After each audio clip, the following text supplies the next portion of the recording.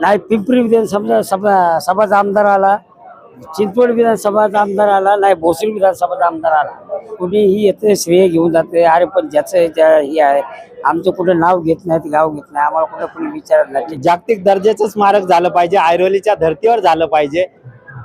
40 दिवस धरणे आंदोलन केले. तुमच्या आयुष्यातील प्रत्येक खास क्षण आठवणीत राहावा असं बनवायचं आहे का? गवळी मंडप डेकोरेटर्स आहे ना. जय भारत, जागृती न्यूज मध्ये आपल्या सर्वांचं स्वागत आहे. दर्शक हो, अनेक वर्षाच्या संघर्षानंतर पिंपरी येथे माता रमाई यांच्या स्मारकाचं आज भूमिपूजन होणार आहे.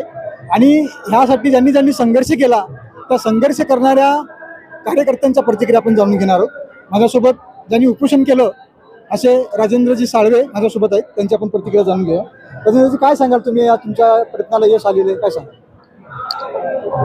हे फक्त माझ्या एकट्याच्या आंदोलनाचं यश नाहीये. या पिंपरी चिंचवड शहरातील प्रत्येक घरातील भीम सैनिक हा माझ्या पाठी खंबीरपणे उभा राहिला. आम्ही सर्वांनी मिळून हे सर्व कार्य तडीस नेलं.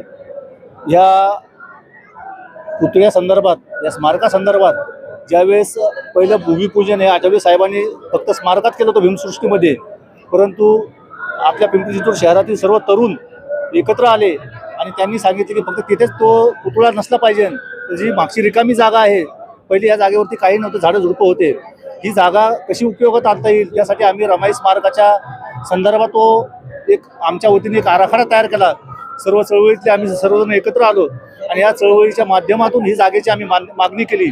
ही मागणी करत असताना शहरातील अनेक संघटना असतील, पक्ष असतील, कुणी वैयक्तिक आपल्या स्वतःच्या लेटर पॅडवरती त्यांनी प्रत्येकाने आपापल्या पद्धतीने ती मागणी केली. मीही वंचित बहुजन आघाडीच्या वतीने जवळजवळ 40 दिवस धरणे आंदोलन केले आणि त्यामध्ये PMPL जी ही जागा होती आपली, PMPL जागा पहिली देत नव्हता, परंतु त्या 40 दिवसाच्या आंदोलनामध्ये PMPLने आपल्याला ती जागा हस्तांतरित केली आणि सांगितलं की आमची ही जागा रमाई स्मारकास देण्यास कोणतीही हरकत नाही. पिंपरी चिंचवड शहरातील सर्व भीमसैनिकांचं म्हणणं आहे की इथे जे स्मारक होईल हे आंतरराष्ट्रीय दर्जाचं स्मारक झालं पाहिजे. जे ऐरोलीला स्मारक आहे त्याही स्मारकापेक्षा अजून जास्त काही याच्यामध्ये ॲडिशनल ॲड करता आलं तर हे प्रशासनाने करावं.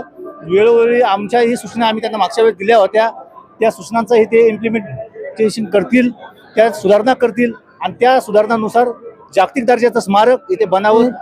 तुमच्या प्रयत्नाला यश आलेलं आहे, या ठिकाणी भूमिपूजन होत आहे, तर हे स्मारकाच्या दृष्टीनं तुमच्या काय अपेक्षा आहे? ह्या महानगरपालिकेमध्ये प्रशासन मधल्या काळामध्ये असताना जाणीवपूर्वक 1 वर्षापूर्वी आपल्याला या ठिकाणी PMPL ची अडचण सांगितली जातं. त्यांनी तुमच्या माध्यमातून सांगू इच्छितो की आजही या ठिकाणी घाट घातला जातं की म्युरल, आणि ह्या समितीची आणि आंबेडकरी अनुयायांची इथं इच्छा आहे की हे जागतिक लेवलचं, जागतिक दर्जाचं स्मारक झालं पाहिजे, ऐरोलीच्या धर्तीवर झालं पाहिजे.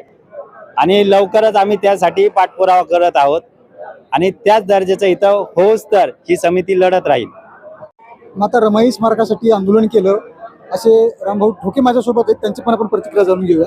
आज खरं तर तुमच्या लढ्याला यश आलेलं आहे आणि ह्या माता रमाई स्मारकाच्या अनुषंगाने तुमची काय आता भूमिका आहे, तुमच्या काय अपेक्षा आहे?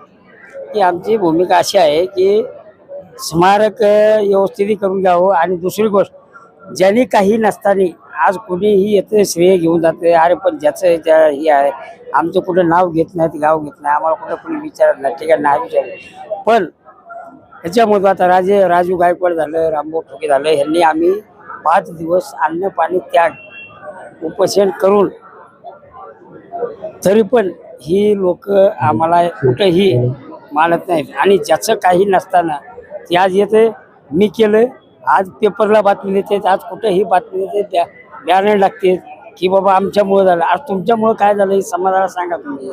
आम्ही ज्यावेळेस उपोषणाला बसलो होतो त्यावेळेस नाही पिंपरी सभाचा आमदार आला, चिंचवड विधानसभाचा आमदार आला, नाही भोसरी विधानसभाचा आमदार आला. ही उपोषण करते मेलेत का जिवंत आहे हे देखील बघायला नाही आले. आज ह्याच्यामध्ये फक्त श्रेय घ्यायचे बघायला लागले. स्मारक होतंय, आता भूमिपूजन होतं आज, म्हणजे स्मारक कसं व्हावं असं वाटतं तुम्हाला? नाही, चांगल्या प्रकरणामध्ये व्हावं, समाजाला त्यांनी विचारावं, समाजाच्या विश्वासामध्ये करावं. श्रीमंतांना आवडेल आणि सर्वसामान्यांना परवडेल असे सुंदर आणि आकर्षक डेकोरेशन. मग आज संपर्क करा गवळी मंडप डेकोरेटर.